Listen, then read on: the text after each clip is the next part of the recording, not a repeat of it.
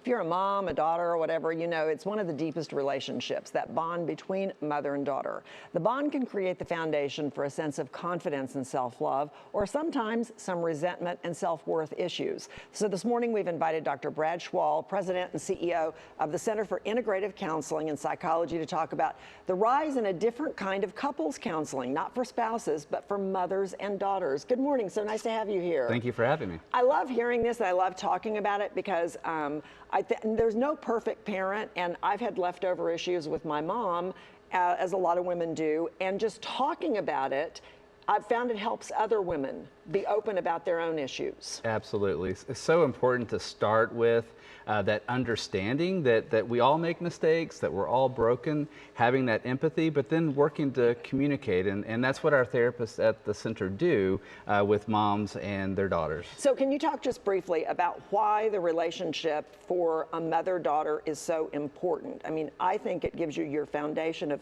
how you see yourself as a woman.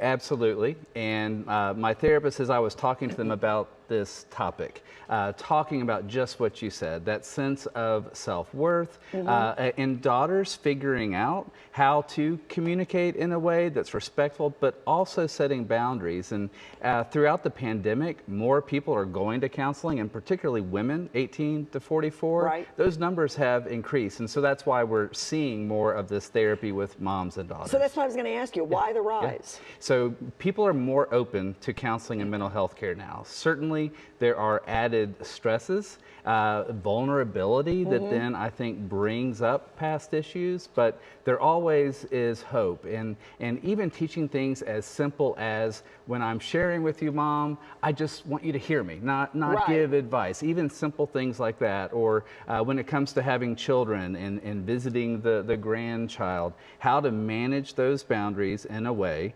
that we can kind of move past the past and focus on the moment. Well, that's one of the things I think is so important in dealing with these issues, is that you really, if you can't really skip over the issues. That doesn't work because what you don't repair, you repeat, I like to say. But in dealing with them, then you can finally move to a point where you're free of the issues and you live your own life. Right. And you're responsible for your own life. Can't blame it on mom anymore. Yes, and I think there is sometimes trepidation about counseling. We're afraid that we'll have to bring up everything. Well, we don't have to. We can focus on the moment. And then certainly individually dealing with some of those struggles, but the focus can be on the future. So when a mom and daughter come in, what kind of things do you hear? What are the kind of things, the issues that you hear about? Much about communication and boundaries. One has an idea of what the other should be doing. Or one is saying, all I want you to do is to listen to me. Or I don't feel that you respect where I am in my life and the decisions. There's some questioning there. And so with those topics then, we are teaching boundaries. We're teaching clear and specific communication. We're teaching realistic expectations, again, that empathy, that we all will make mistakes. And then also realistic expectations. It's not going to be perfect, but ultimately, grace giving, forgiveness can help us move forward in so many ways in our relationship, but also individually. And I love one of the things you said, because I think it's so important just to be able to hear someone you care about say, I understand, I hear you, that was your experience. Absolutely. Just Absolutely. the validation of that. For sure. I For hear sure. you, that was your experience. So what would you tell people who might be watching right now about the value of coming in and talking?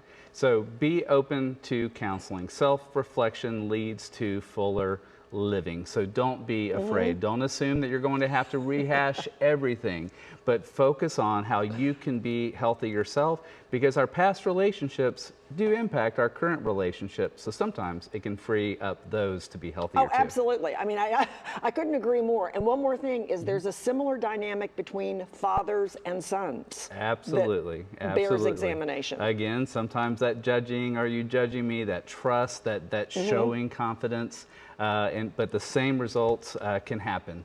Good communication. Okay, and real quick, where do people find you? We're the Center for Integrative Counseling and Psychology, thecentercounseling.org. Find us on Instagram, Facebook, thecentercounseling.org. We've got great therapists all over North and Central Texas offices where you live, work, play, and pray, and great, caring professionals there to help you. Thank you so much for sharing this morning. Really appreciate it. Very, very important.